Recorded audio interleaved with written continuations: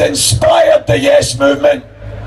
Many of you have shared the YouTube video of her climbing up the Edinburgh Castle to print a Yes sign.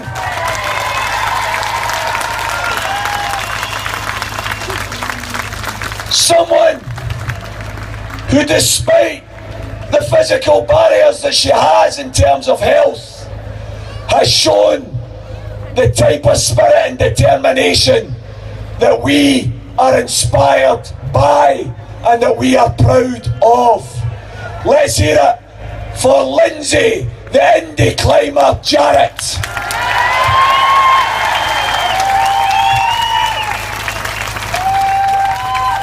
Hi guys, this is an absolute honour for me to be standing here in front of so many amazing people. I've had many of you coming up and saying to me that I'm your heroine. You are all my heroes. Every one of you that stood side by side to fight for our independent Scotland.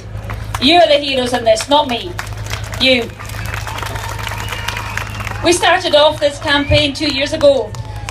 For many of us it's been a dream for all our lives. But we started 2 years ago on the ground running. And we haven't stopped. We are still running. We are not going to stop. I come from a very small village in the Highlands, and nearby is another village called Ballahoolish. If anyone is out there from Ballahoolish, big up. These guys have worked like you wouldn't believe, and they support me on a daily basis. You're seeing me standing here now, look kind of healthy. There are good days and bad days, and with these guys behind me, I can't help but stand up here and be so proud to be part of that.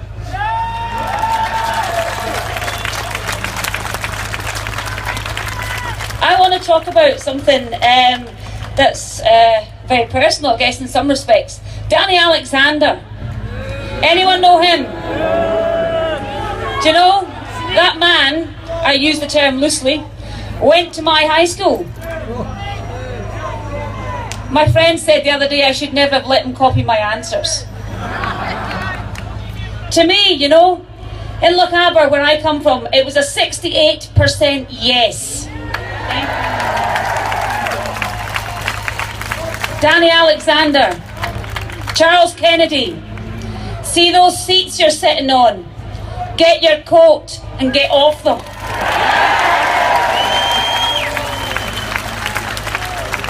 Our government think that it's okay to reduce the taxes for the wealthy and bring more austerity cuts to the poor, the disabled, and those of us who don't have much. I don't want to bring my children up in a country where I'm telling them it's okay to leave your front door open and let some bugger come in and rob you. That's alright. Just do it and smile. Say thanks and let them go. Because that's what Westminster are doing to us. They're coming in, they're robbing us, and they're expecting us to smile as they leave. Our children deserve a future where they know that that is wrong. It is wrong. The rich do not get richer and the poor do not get poorer. Where I come from in the Highlands, if you've got 20 quid and your neighbour's got nothing, you give him a tenner. That's a basic. Food banks. We've heard a lot about food banks today, haven't we? People say, well, are we just standing in for the government? Are we actually allowing them to continue with their cuts because we're meeting a need? People say that. What I say is, let's fight. Let's fight from the ground. Let's argue against these austerity cuts. Let's say, no, we are not taking that. But by the same token, alongside that, let's feed our people.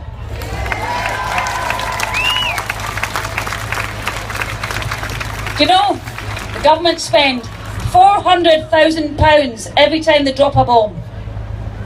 In 1.5 seconds, 400 grand is gone. But they tell me that they can't afford to license a drug that would have saved mine and my children's lives. 400 grand would buy a lot of medicine. I also make the comparison here. £400,000 to drop a bomb in a minute and a half, or a second and a half. There are 400,000 children in poverty in Scotland today. Also, Danny Alexander thinks it's okay to put in a bill for £8,500 for transporting his children, people. Transporting his children. Get them a bike.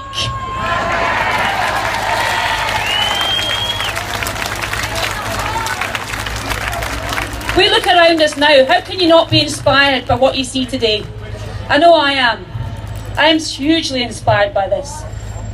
For me, I would say that until I take my last breath, no one knows when that's going to be. I'm defying the odds every day. But let me tell you something, as long as I can breathe, I will be fighting for an independent Scotland.